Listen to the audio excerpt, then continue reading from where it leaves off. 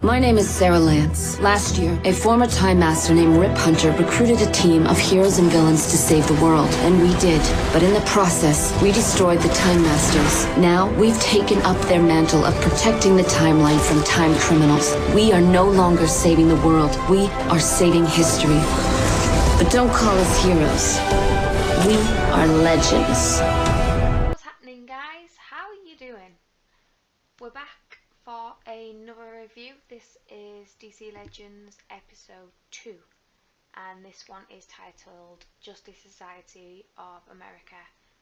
And as you've just seen from the intro, which I'm considering using in quite a few upcoming videos because, oh my gosh, even just Sarah's voice sounds hot, if that is possible.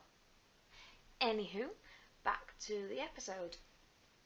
So at the beginning of the episode, we see the Justice Society of America turn up, and they're under the impression that the Legends are some sort of Nazi intelligence / spy, whatever, and they're kind of there to stop them and to bring them in. And despite the team telling them that, like, yeah, you know, we know Rex Tyler, he came to the future, they don't believe them, so there's a big showdown and a big fight, blah blah blah. The Legends end up losing, obviously, because, you know, they're not as well organised, and they basically got their butts whipped.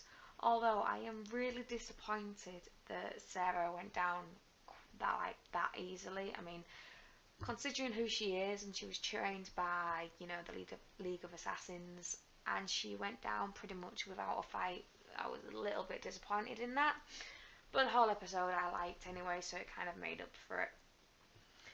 So anyway, once the Justice Society took them down, and I might say their skill set is impressive. I mean, wow, they was just amazing.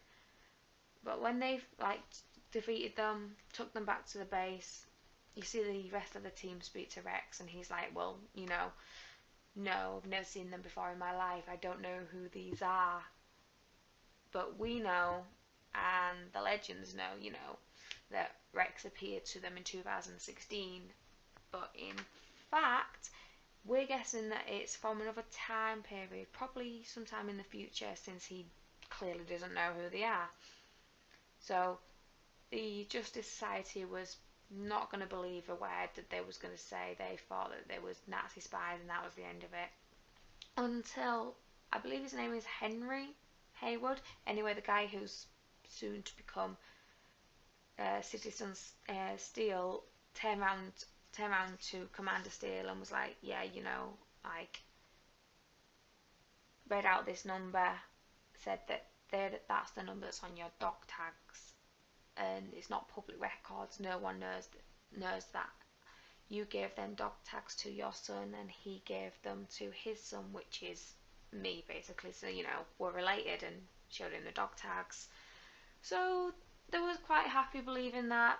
Finally got it all straightened out. But even still, after they've worked all that out, the JSA still didn't want them to stick around. It was kind of like, you know, yeah, just go back to the future. You're not really needed here. We've got things from here. So that's exactly what they did. However, when they got back onto the Wave Rider, Haywood noticed that his dog tags was missing, and he never takes them off. He said that he never takes them off. So he knew that something was wrong with the timeline, so they had to go back. They went back really to help the JSA, and that's what this whole episode is about. The JSA was going to take down some people from some Nazis, really.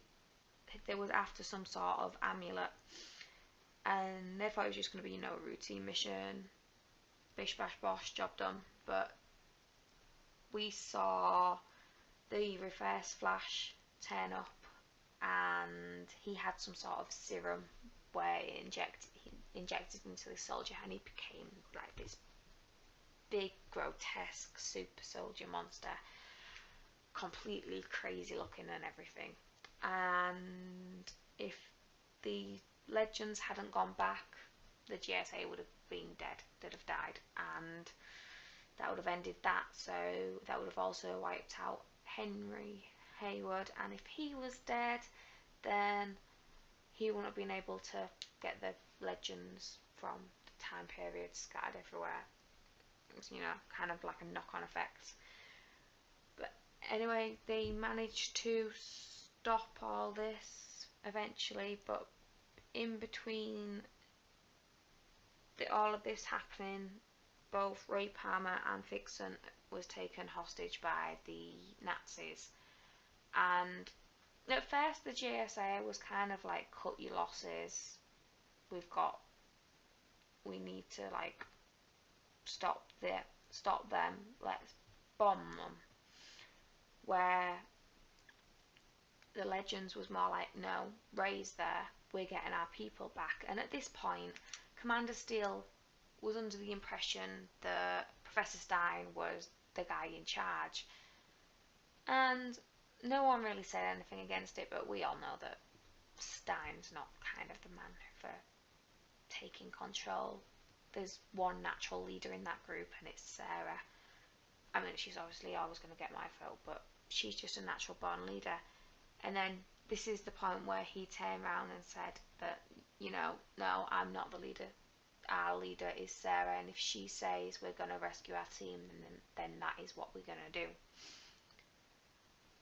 While Ray and Vixen are being held by the Nazis are trying to get him to recreate this serum that they used to create this sort of super soldier, since the only one that they had was it. That's the only thing they've got. They wanted to create more. So he was, as the Nazis thought that he was recreating this serum, but he was recreating it but altering it. He had never had any intention of giving it to them. He was planning on using it on himself, but he didn't do that. I'll get to that, why he didn't use it on himself later on. But when they went to go and rescue Ray and Vixen, the GSA and the Legends all grouped together and got them out. And Henry Hayward, who we found out in this episode, is a haemophiliac, I think is the correct word. Basically, if he bleeds, his blood doesn't clot, and you know, he can die basically from a bad wound, which is why we realise that he's a time historian, or time detective historian, whatever you want to call him. That's why he hides behind books, is because he's scared of getting injured and dying, even though everyone in his history, all his family history, are all in the military, or Captain Steele, all of this lot, blah blah blah. So he really shouldn't be out in, like, on the front line in any danger in case he gets cut and bleeds to death. But he actually went to go and save his grandfather. I think it's his grandfather. He went to go and save him from the super soldier, and they got away. And just as you see them get away and the rest of the team blow up this big grotesque person, whatever, you then see another bomb go off, which literally lands right in between the motorbike and sad car that Henry and his grandfather are riding on, and it has massive impact on Henry. He's bleeding internally, so they get him back to the ship, and this serum that Ray Palmer was developing, he injects it into him in the hope of saving his life, because the alterations that he made didn't turn him into a grotesque, big, ugly, whatever. He ended up being a man of steel. Literally, he was steel. So, well, you don't know this until the next episode, but I've seen the next episode, so yeah. That was really good. I liked that episode so much. Like, I've not gone through all of the really good information and stuff about it, because I want you guys to go and watch it. You don't just have to listen to me and take my word for it. I mean, this episode was so amazing. I have it downloaded onto my laptop and I'm going back and watching it repeatedly. It was, to me, one of the best episodes so far that I've liked. I've seen previews for the next episode, so I know kind of what's going to happen in the next episode, and I'm so looking forward to that one. But this one itself, I mean, each week, I know we're only on episode 2, but the first 2 episodes have impressed me so much, and I just think it's going to keep getting better and better and better, which is a big improvement on season 1.